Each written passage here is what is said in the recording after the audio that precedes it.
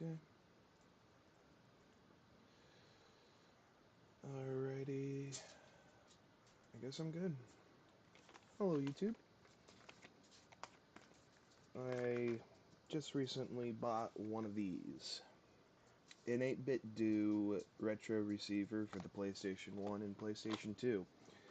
This little guy here is basically a way to adapt more modern wireless controllers for the older systems. Example here.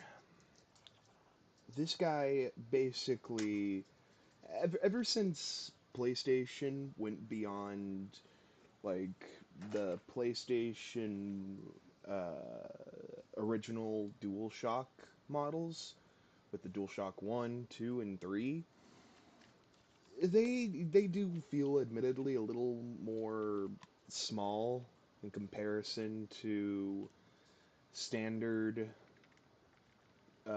controllers nowadays. As when the PlayStation 4 dropped, I loved the DualShock 4, even though I didn't think its battery life was exactly the greatest always.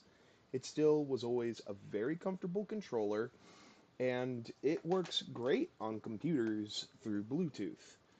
It's personally why this is my preferred controller. I like the concave sticks as well. Still having pressure sensitive triggers is, nice. Uh, and when you use DS for Windows, you are able to assign the touchpad to act as a mouse pad. To where this is kind of all you'd need for a controller on a computer, I feel like. And when I never really cared for Xbox with the swapping of the joystick placement to the D-pads never really feeling very good, I thought, personally speaking. I always was happy that this was usable on computers.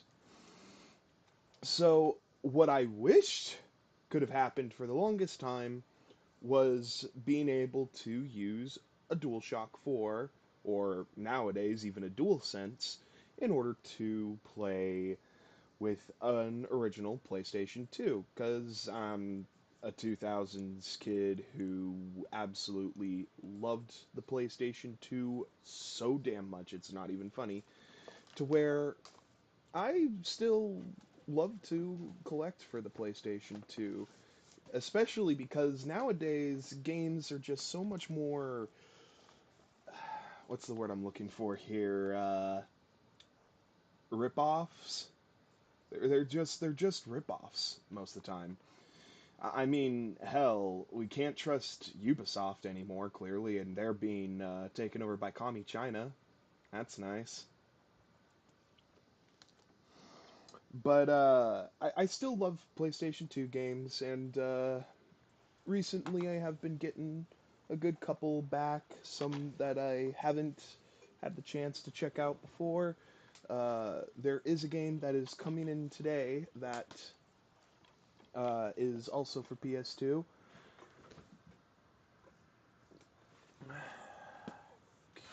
Okay. The thing is, I sadly ended up feeling a bit pressured to get rid of my games back then. And because of that, I'm kind of collecting from scratch again a lot of the time. That being said, these are some of the PS2 games that I'm happy to have back or have for the first time, and that I'm going to probably play at some point. With starting with one of them is something I'm kind of surprised didn't blow up more. Mercenaries, Playground of Destruction, developed by Pandemic Studios. And Pandemic Studios is mainly known for being the guys who kicked absolute ass making the original Star Wars Battlefront duology. The games that most kids my age played on PlayStation 2 split screen. Even if you could still get the likes of Call of Duty and some other games on PlayStation 2, there was nothing really beating the likes of Star Wars Battlefront at the time. Nowadays, that's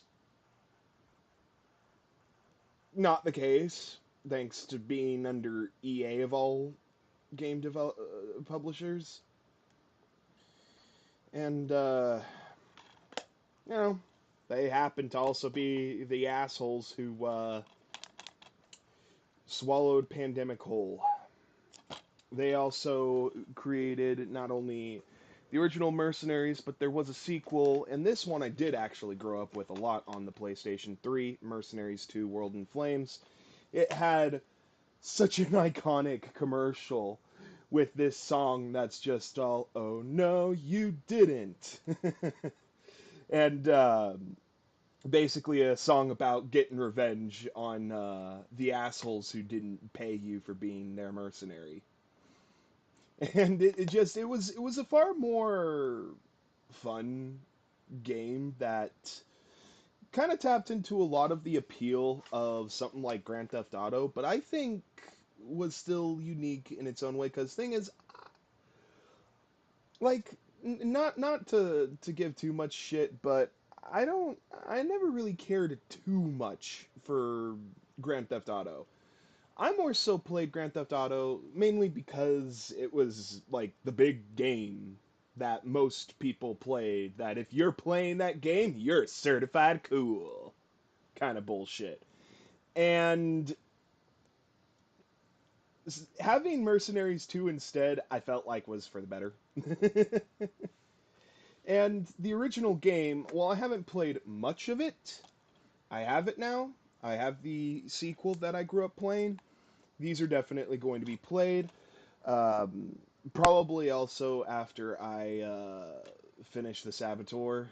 I'm not sure how long that game's going to end up being. It looks like it's going to take a while, clearly, but it's a bummer that one didn't do as good as it did because it's actually a really engaging open world sandbox kind of game, and I'm kind of a sucker for when stuff touches on World War II history, or even the Cold War. I mean, it's kind of part of what makes Metal Gear Solid 3 Snake Eater such a great game because it does a good job at actually touching on that vibe of the Cold War. So, we got those guys. I also actually got the MotorStorm games, and while it may not be here yet, I got the last of the MotorStorm games. Uh, MotorStorm Arctic Edge, which was also on the PlayStation Portable, and I have admittedly played the PlayStation Portable game aplenty, and it's a good time. It's a really good time. It's only a bummer that MotorStorm ain't really around anymore since I thought it was one of the better racing games. I kind of prefer more arcadey racing games to the more simulation racer focused ones. Even though I can still enjoy it to at least some degree, I do eventually at one point want to get one of those. I think it's a Logitech brand racing wheel, pedals, and stick shift, which currently what I have is a Thrustmaster model. It is designed after Ferrari, and it works fine enough. I mean, I'm still glad to have it because I always actually wanted to enjoy that for racing games because they're not quite as engaging sometimes without that. I just wish that it actually worked on the PlayStation 3 because if it did, I would have been playing the ever living shit out of stuff like MotorStorm that way. Bottom line. And it really is just a bummer that uh, There hasn't seemed to be a MotorStorm entry since the end of the PS3 era with MotorStorm Apocalypse, which I have yet to play. But when that time comes, I'm definitely streaming it. What else? Okay, this is a game that I remember playing once, and part of why this one stuck out to me was because I'm now a Christian, and I ended up reading all the books and rewatching the movies as a Christian. Narnia is pretty impactful now because of that. And I now own even a collector's edition big book for Narnia. You know, I'll even go and get that real quick and show you guys, because that thing is actually pretty nice little, or well, not really little, but it's a nice book.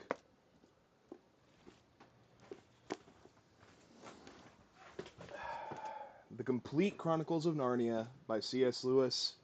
It includes the original art from when it was first released, and all of the books are here in chronological order. And and also the art is in color. Genuinely, so awesome if you are a fan of the Narnia series. By all means, I hardcore recommend this. I hardcore recommend C.S. Lewis's work in general. That man was definitely an inspiration for me as a born-again Christian now, and I'm praying the best for that guy's family. So, I played this once when I was a kid. Um, Alongside a friend, we were playing it co-op.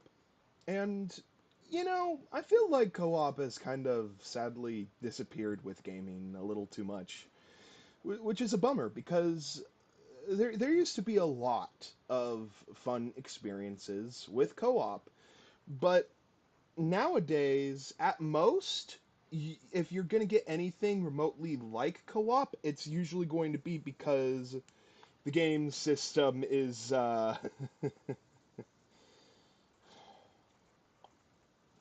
game system is choosing to make it an online only co-op game. And look, online is great for if you are if you have like friends and family that you want to play with, even though they're definitely not close for that to just be possible. Like online obviously has its perks, but it's more annoying that it seems to be the only way to play with anyone now. I mean, just bottom line, that's bullshit. There's no ifs, ands, or buts about it. So I got this. I loved the original movie by Walden Media, basically Disney. Um, the original movie was a great time, and this one was developed by Traveller's Tales, and they're pretty good for a license game studio. I feel like they've done some pretty good times. I even still look back fondly on Crash Bandicoot: The Wrath of Cortex, the original Crash Bandicoot 4. That's just me personally, as a guy who also grew up with like the OG Crash Bandicoot games. So, you know, that's just how I feel personally. It's why this is going to be pretty cool to check out, I think. Because I remember it being relatively fun for a good co-op game. Uh, I remembered liking it more than the fourth Harry Potter uh, game that came out around the time, Goblet of Fire. Uh, Over what we had for gameplay out of the original three on PlayStation 2, Xbox, and GameCube, it's a night and day there for sure. But yeah, this is hopefully going to be a pretty fun time. Okay, I'll put you right there. Now this as a game that I felt the need to get back, as I've been playing Spider Man on PS4, and while there are things that I do enjoy about it, a lot of it just feels like woke-tarded nature just taking over with something that I used to love. Like, I really used to love Marvel. I mean, Spider Man inspired me as someone who wants to one day make a comic book series. And because of that, this was one of my favorite games growing up. Spider Man 2, the movie game. And I'm a little bit confused in retrospect, seeing that the PC version is for some reason not the same. Uh, Considering they were able to pull it off just fine with the PC version of the first movie game, but whatever, I fucking guess. Point is, I felt like this game nailed everything that people try to talk up Spider-Man, the new games under Insomniac doing, because in reality, while Insomniac did a lot of work clearly on these games, because I'm not trying to downplay how much work probably went into pulling that off. Like, bottom line, it definitely had to have taken a lot of work. That being said, though, open world Spider Man games has been a thing since this title right here. And you not only have Spider Man 2, but you have Ultimate Spider Man, you have Spider Man Web of Shadows, you even have Spider Man 3, the movie game, which, granted, ain't exactly perfect, but it still pulled off those things and pulled it off fine enough. And then you also had the two games based on the Amazing Spider Man movies that,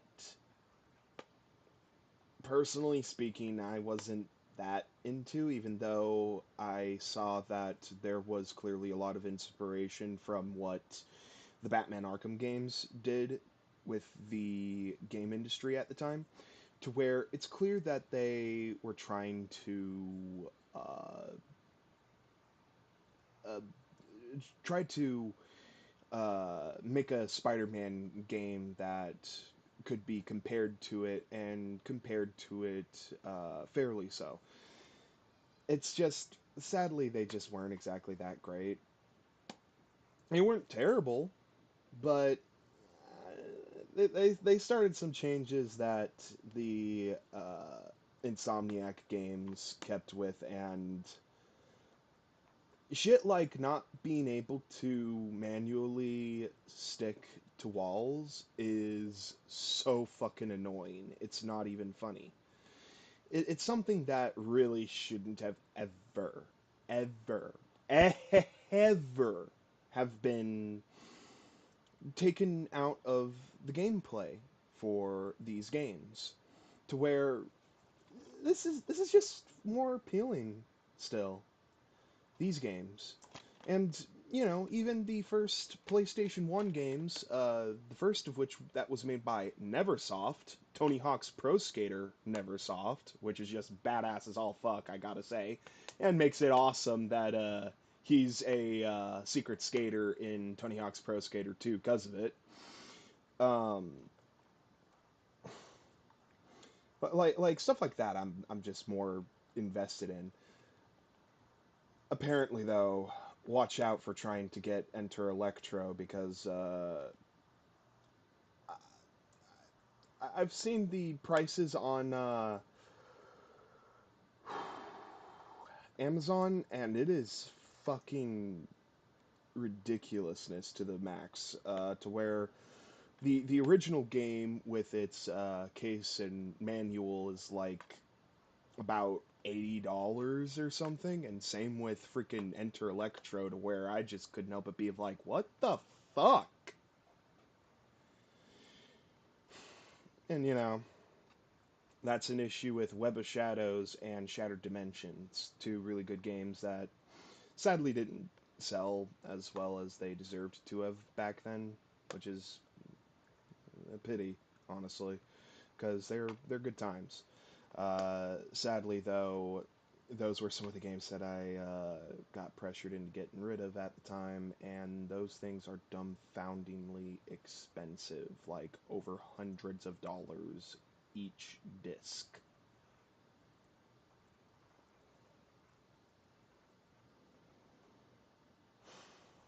And when modern Marvel is so shitty now, thanks to Disney's woke-tarded bullshit, it kind of gets you feeling a bit sour about the whole thing. You know what I mean? All right. And then these games, I also felt the need to get back because these are some of the best exclusives on the PlayStation. The Jack and Daxter franchise. Sadly, something that isn't even talked about very much now, which I'm kind of surprised about, considering, it's Naughty Dog and how big Naughty Dog is nowadays, thanks to Uncharted and The Last of Us being uh, far more, what's the word I'm looking for, appealing to a general audience in comparison to Crash Bandicoot or Jack and Daxter, where clearly the focus was more on something kid friendly.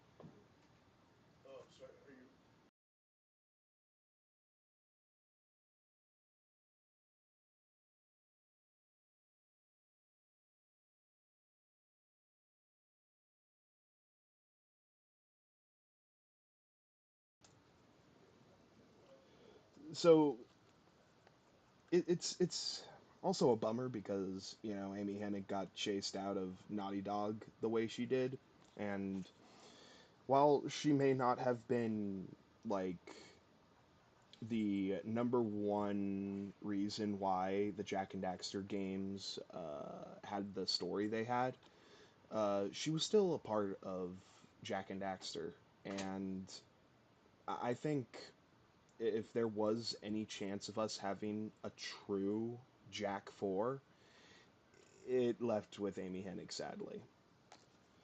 And now we really just have these games and Daxter, which I'd say is, at least is a bit of a better spin-off game than Lost Frontier ended up being. That one for sure is infamous for a reason, clearly, and I just can't bring myself to care to want to try it out personally. I only remember playing a demo of it when I was pretty young for my PSP, and there was a side of me that was like, okay, so it's like they're trying to combine the gameplay vibes of the original Jack and Daxter games and make it kind of like a last hurrah. But it clearly didn't go over very well because I never hear people talk about Lost Frontier good. However, the original precursor Legacy, this game ever since I was a kid, I loved it. This game is very impressive on even just a technical level because of the fact that they pulled off a uh, open world with no loading screens, and they fucking did such a good job to where the world looks fantastic. Again, no loading screens the whole time.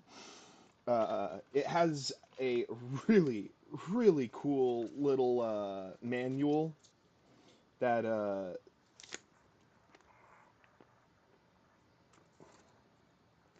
that has a note from Jack's uncle right there, and you fold her out, and you have another favorite right here. The Sly Cooper series. Fuck, I wish Sly 4 could have been good. But, right here, we have a poster of the original game, which is a nice little addition, I find, personally speaking. And then on the other side, we have a map of the entire game's world. It's nice. It's very very nice. And the game series got trippy after the original because I guess Naughty Dog looked at um, the success of Grand Theft Auto, and they're like, okay, if we want Jack and Daxter to survive, we need to lean into Grand Theft Auto's appeal. Thus came Jack 2, where he finally starts talking. You got guns. You're even cussing a good bit. It definitely is a different game, but in a way that is actually very engaging because there's never been a game since the Jack and Daxter games that decided to still be a platformer, still be an open world sandbox kind of game, having guns and all this other shit, and having actually a pretty engaging story, I thought, to where I actually didn't even mind how Jack 3 ended up ending. Like, Jack 3, I thought actually did a pretty decent job with its story as well. And I also dug the kind of Mad Max dystopian desert kind of vibe that a good chunk of the game has. It's a great time. It's a great time. And Jack X Combat Racing, I got a freaking fat model PS2 just for this guy. No, seriously though. Apparently, certain PlayStation 2 games don't actually want to work with the slim models to where they give certain bugs, which is very, very strange, honest to God. And Jack X Combat Racing is one of the games that does this, to where it has some sort of a save glitch, from my understanding, to where it would stick you on the save screen permanently, to where you have to literally play the game without saving if you want to play it at all on a slim model. That's why I went out of my way to get a fat model, because I've played this game a good couple of times. It's a really fun game that uh, is sadly not talked about as much. Again, as a whole, Jack and Daxter ain't talked about much at all, if at all. And while it would have been cool to see a real Jack 4 come about, like what almost happened with The Last of Us, even if the art style wouldn't have exactly been the same, it would have still been Jack and Daxter. And that's where I'm a little bummed we didn't get Jack 4 there. But, like, I was still pleased with the original Last of Us. It's when Neil Druckmann, or Neil Cuckman as we all call him, decided to fucking take over Naughty Dog and chase out Amy Hennig. And it's a bummer because it doomed Naughty Dog as a whole. Uncharted 4, the woke bullshit, can't stand it. The Last of Us DLC story, woke bullshit, can't stand it. Last of Us Part 2, woke shit, can't stand it. Just get all that shit out of here. It has literally killed off Naughty Dog, and it's such a bummer because Naughty Dog used to be one of my favorite developers because I grew up even on the original Crash Bandicoot PS1 games because I knew friends that had it. So I freaking grew up playing the original Crash Bandicoot, Crash 2, Crash 3, and also Crash Team Racing. It's what makes Jack and Daxter still very appealing because at its core, it is literally a evolution of Crash Bandicoot.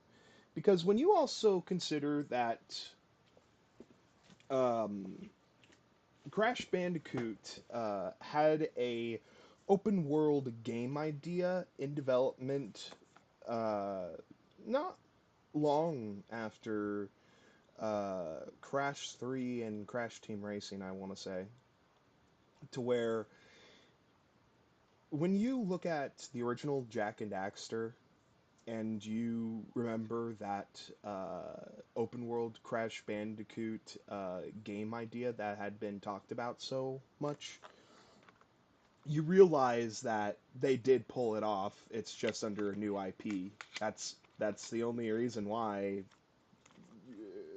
Jack and Daxter ended up taking over as one of the new big faces for the PlayStation 2 generation, and a franchise that I do miss. I really do. That's just how I feel because I fucking loved Jack and Daxter. I loved Crash Bandicoot. It's a bummer that it's not around anymore. That's all. Okay, and these are probably some of the games that I'm gonna probably want to cover first. These games, people don't talk about them nearly as much as they should. Just bottom line, these games are sadly hardly ever touched upon. And THQ Nordic, while they mentioned quite a few Nickelodeon IPs and how they would be making remakes for them all, the only shit that they've done since that announcement that was an actual remake was SpongeBob SquarePants Battle for Bikini Bottom Rehydrated, um, which I got on Switch. I also own the original version on PS2. Obviously a classic for most kids my age. That being said, though, this is what I was excited about them mentioning when they listed all the Nickelodeon IPs that they were bringing back. The Tak and the Power of Juju series. This was my reason for getting a PS2 back then. I asked it for one Christmas, and my mom and my dad legit thought I made up the game name.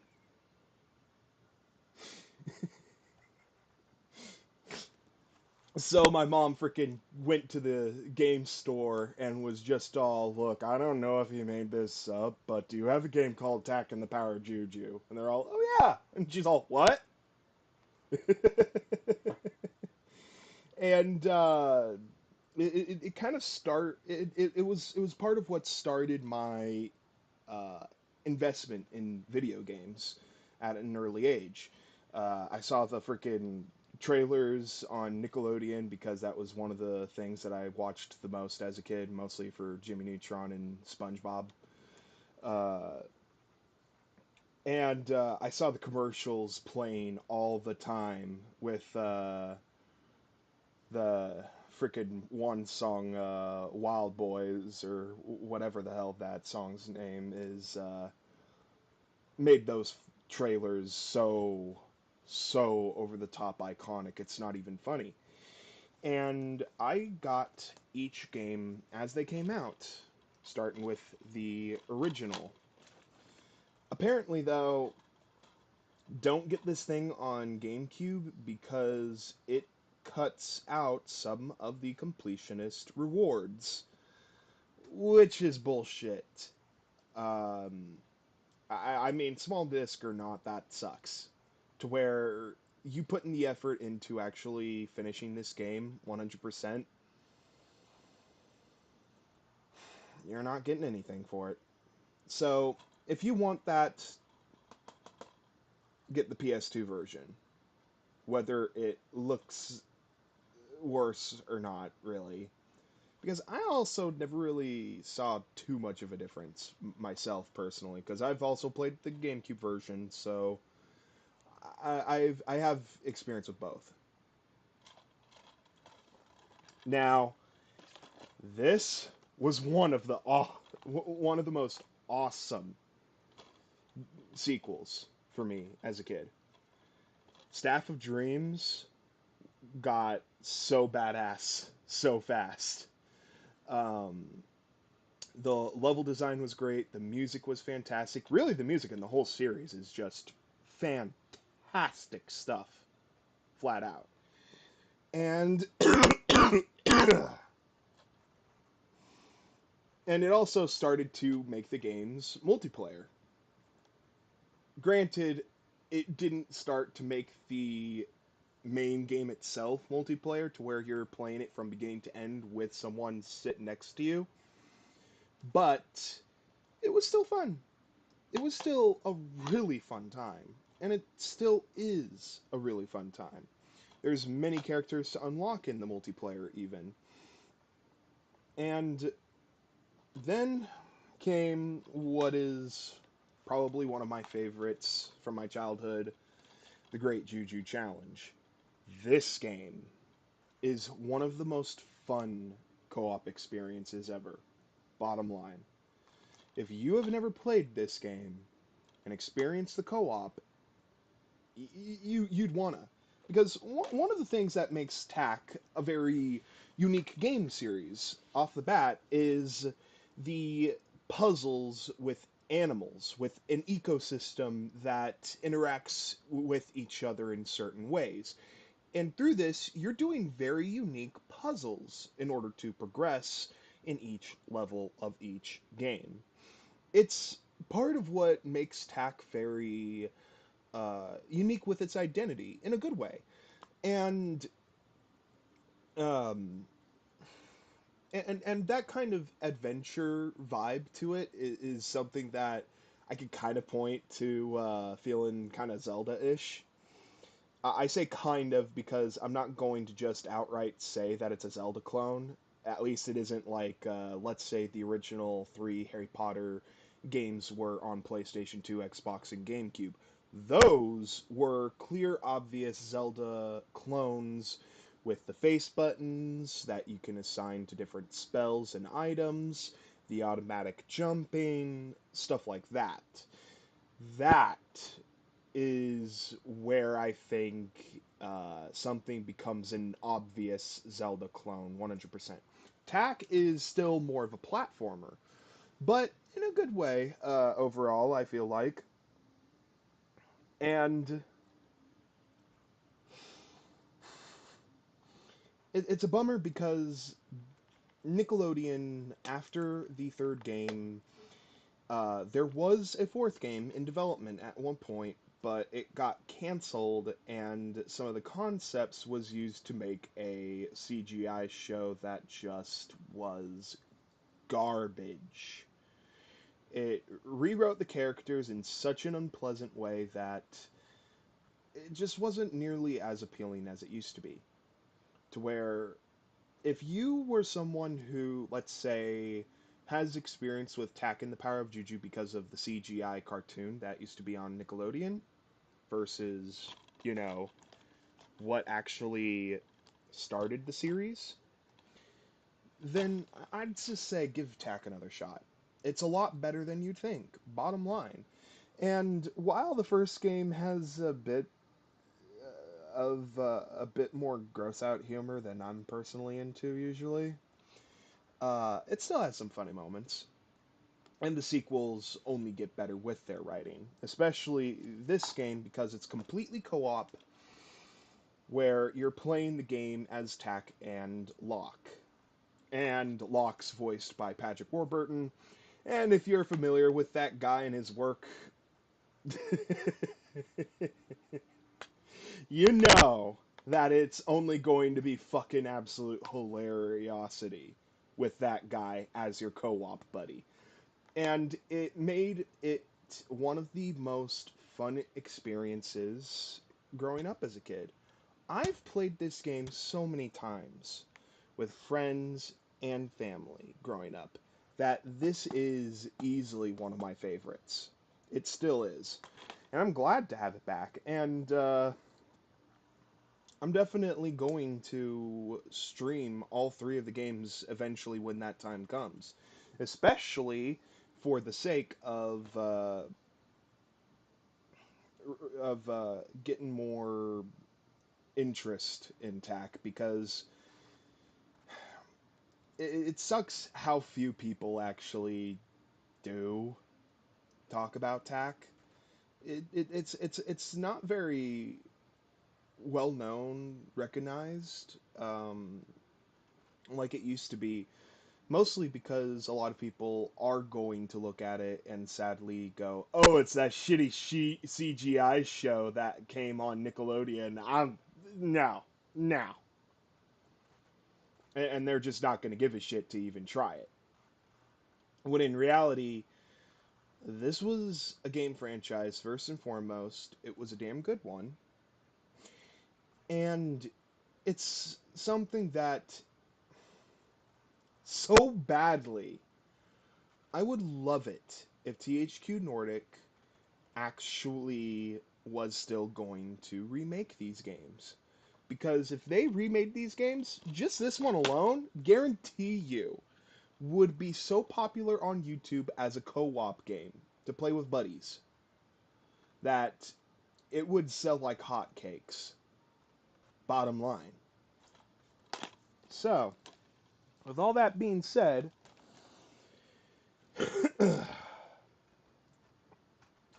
I'm just pulling this up here. This is the retro receiver crap for my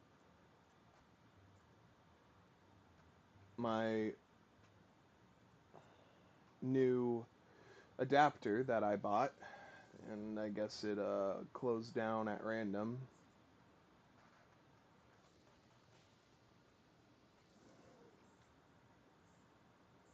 Okay, update. So I'm not sure why it needed an update. The only thing that I could remotely think could be why it has to do mainly with the idea that when they make so many Bluetooth controllers, this might have to be for like future updates where new Bluetooth controllers are going to work with this thing. Even then, though, and it's just a Bluetooth receiver, it kind of seems a bit silly. Then again, we're apparently living in the era where, for some damn reason, Legos now need Bluetooth connections and updates for some damn reason. I found that out thanks to Cat Icarus getting given the Lego sets for Super Mario Brothers. They seem fun and all. They seem very creative and all, but you need to only have the ability to uh, I'm trying to figure out how to best describe it.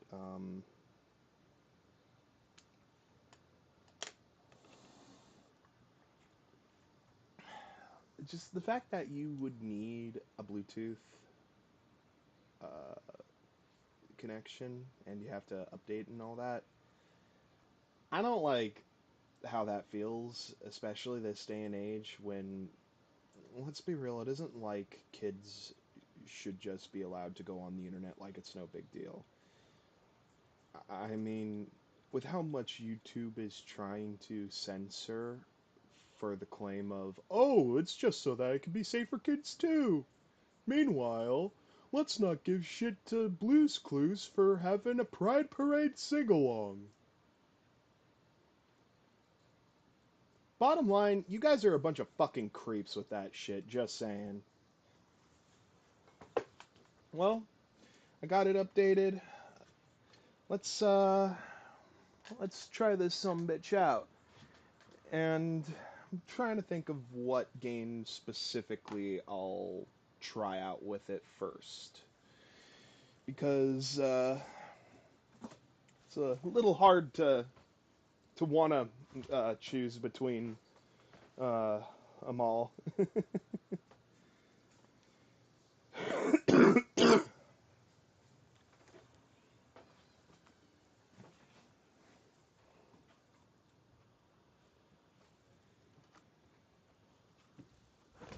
Okay, let's.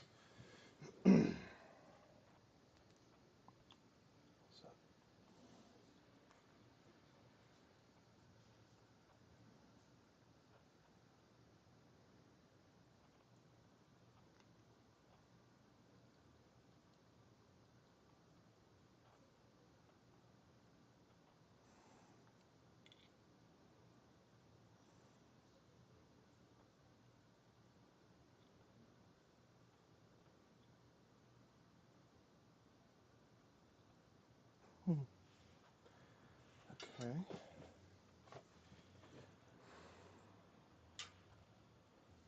Okay.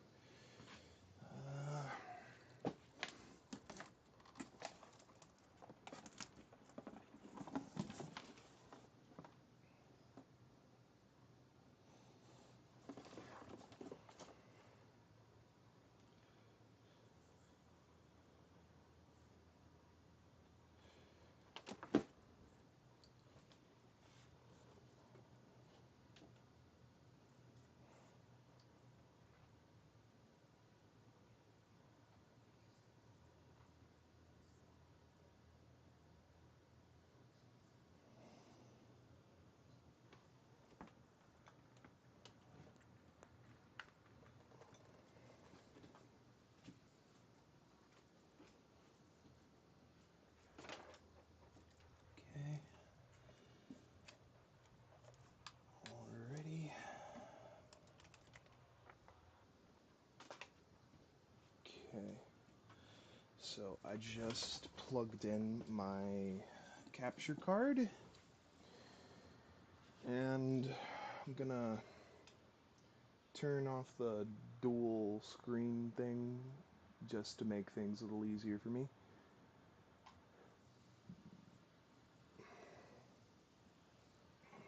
Then I'll use this guy. Keep changes.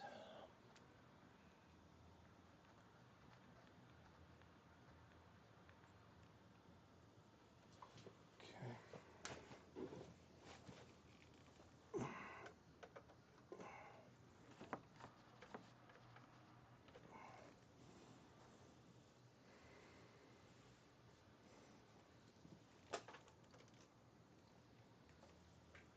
Turning on the old PS2. Old fat model. Oh. Oh.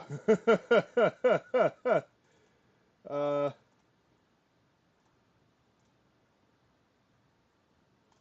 uh,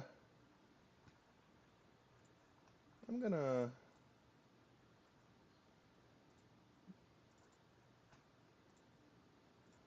just trying to figure out how the console game recording. Turn on my Elgato capture card.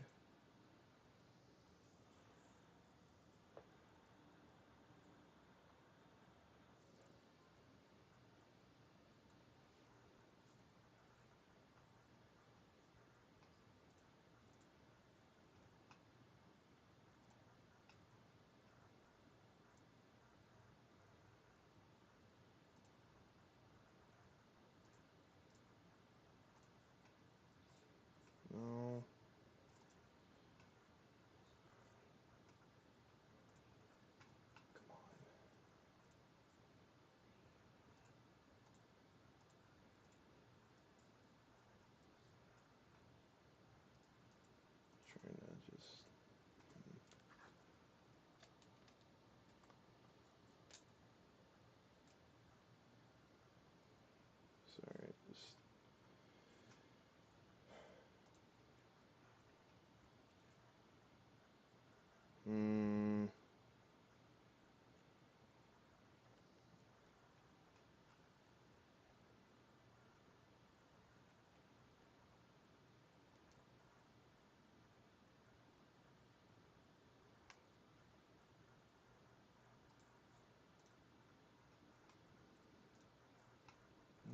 Try and restart the capture utility.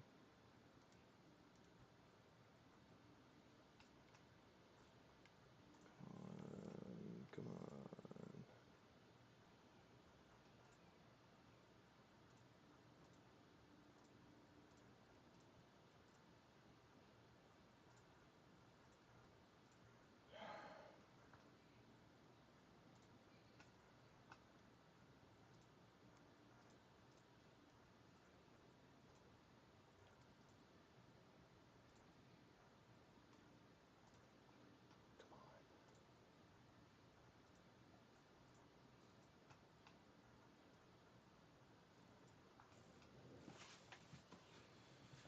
Hmm.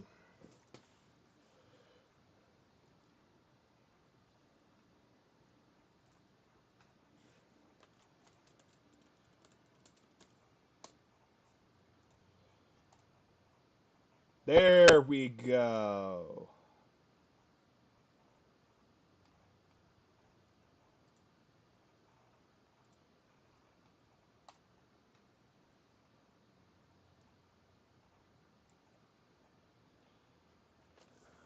Okay.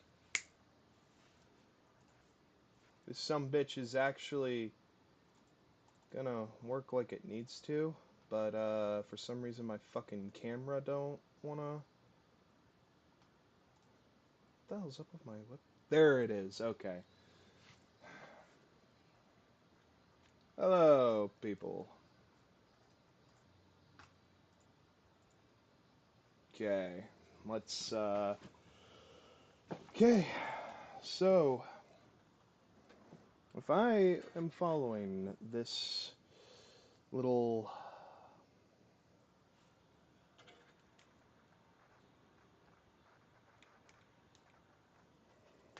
Okay, so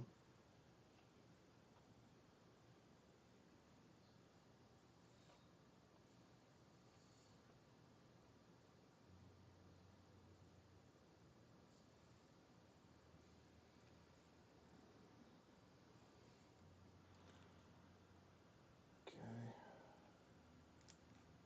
Okay. And then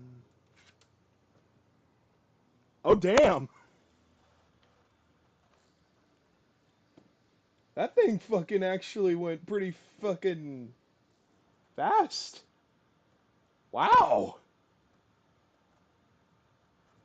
I think it's fucking 2000.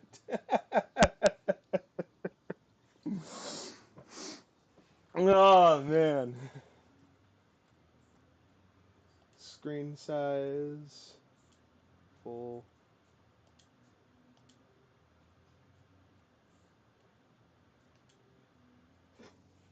Fucking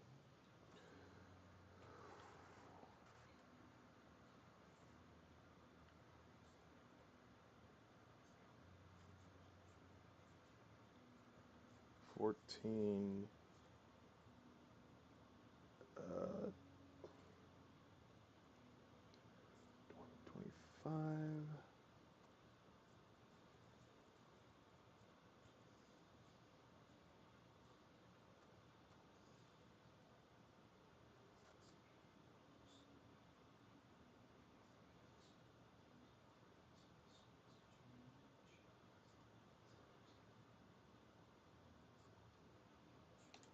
There we go. But I'm just kind of wondering where the sound is coming from because I'm not hearing any sound and I'm trying to figure out.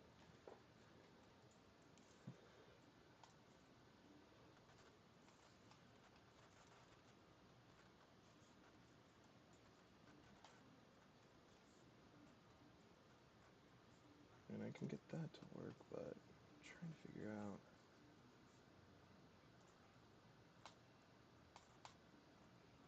Come on. Is there really no way to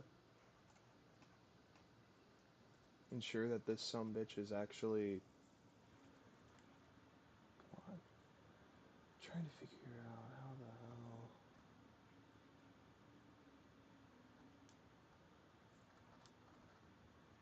Come on.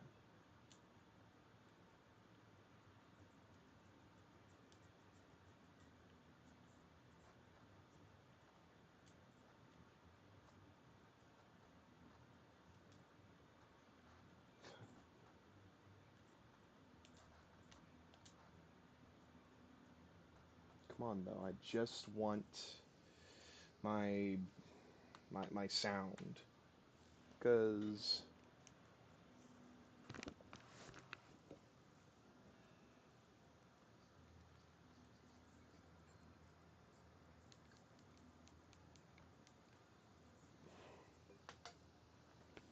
hmm,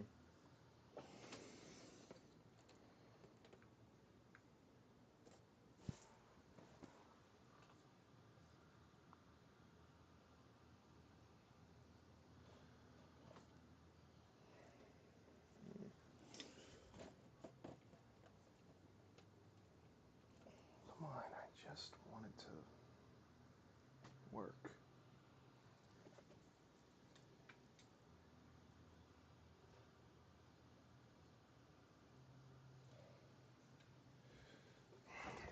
Maybe if I reset my capture card one more time, it'll fix it.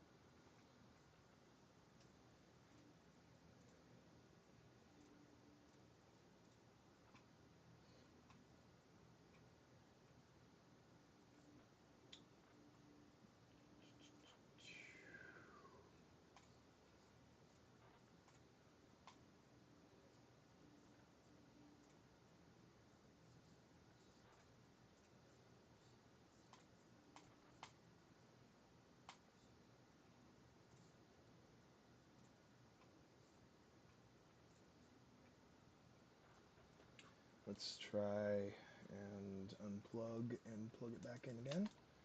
See if this fixes it.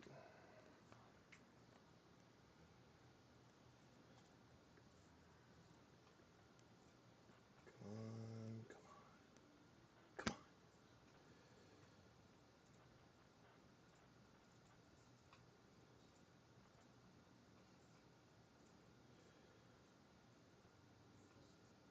I mean, because I can get that to happen.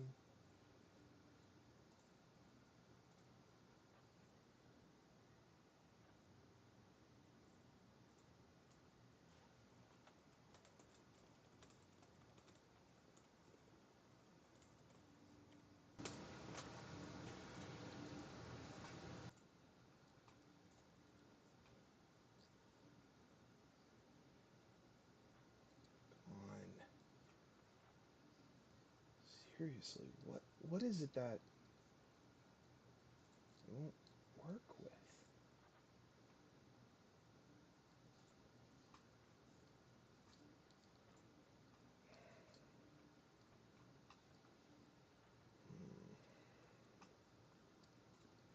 I mean, I'm glad that it's definitely working, but I'm just trying to figure out how the hell I'm supposed to make it,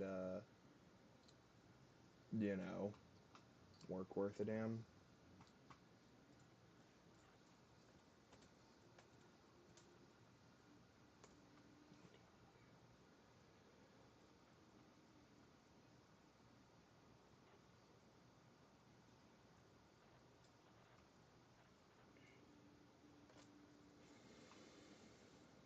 Check the.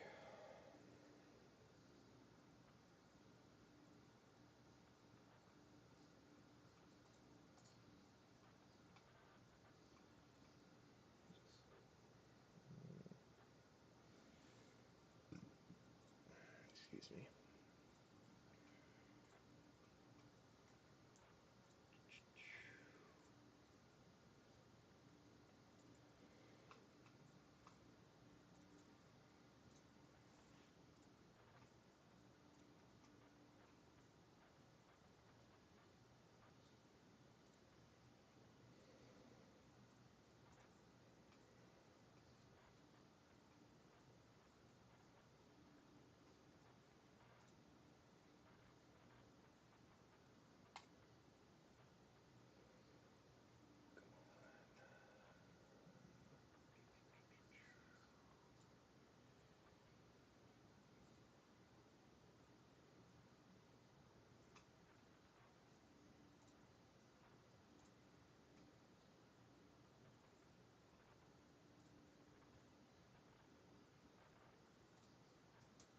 Hmm.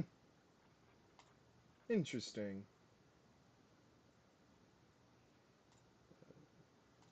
Come on.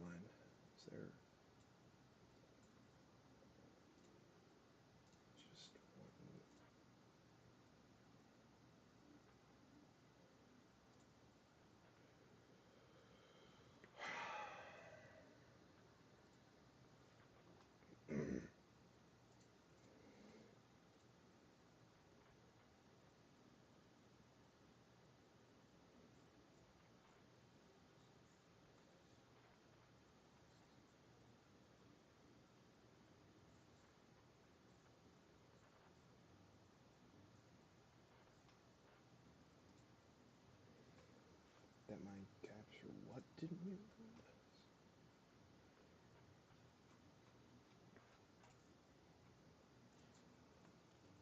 Control panel.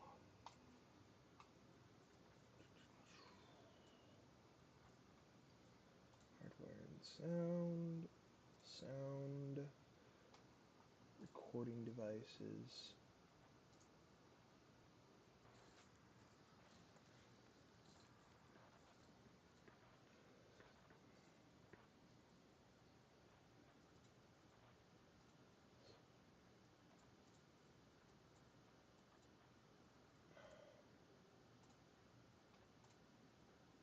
Come on.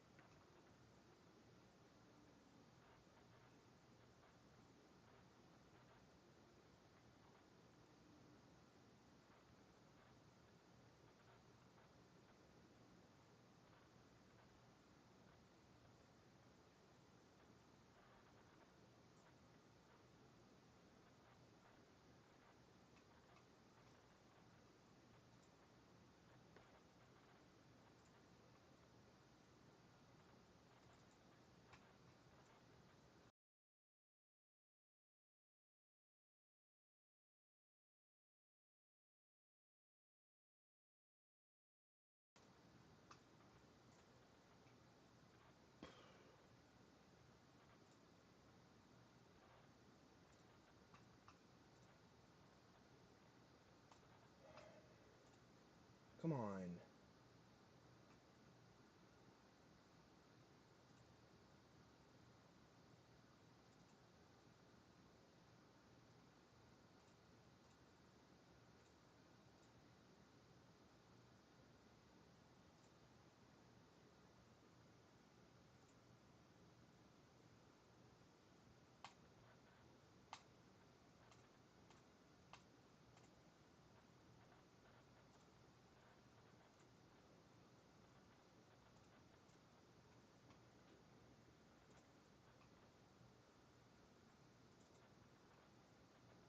Come on.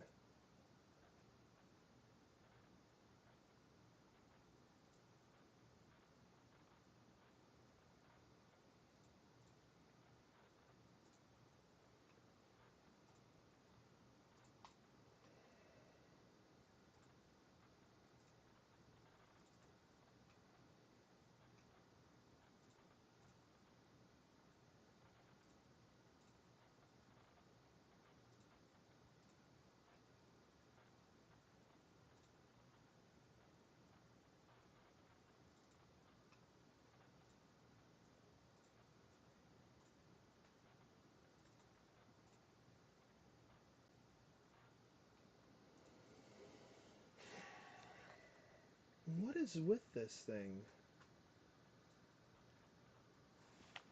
I'm freaking so annoyed because I freaking just wanna get this sumbitch working right, damn it. Ugh.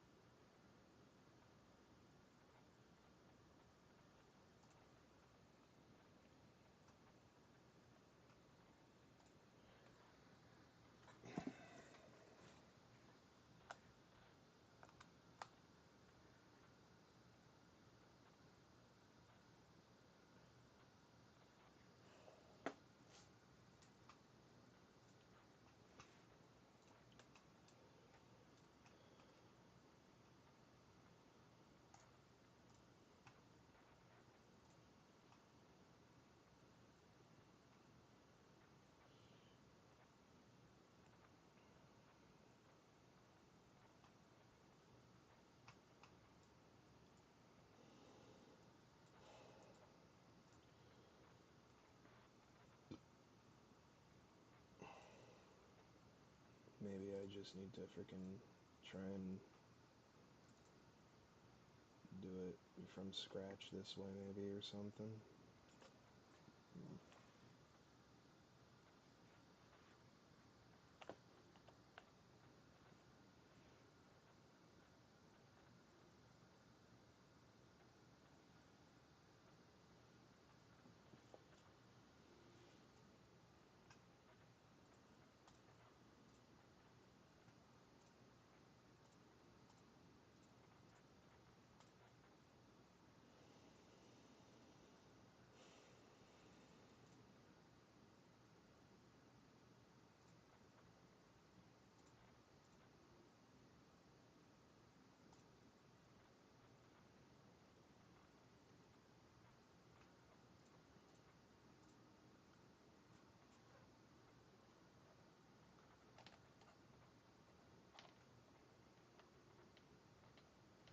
Maybe I just need to freaking.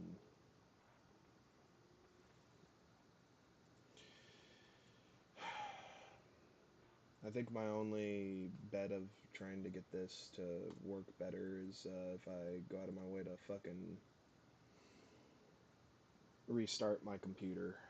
See if that helps. I mean, what the fuck else am I gonna do, I guess? Ugh. I definitely hate how this is not as easy as it should be.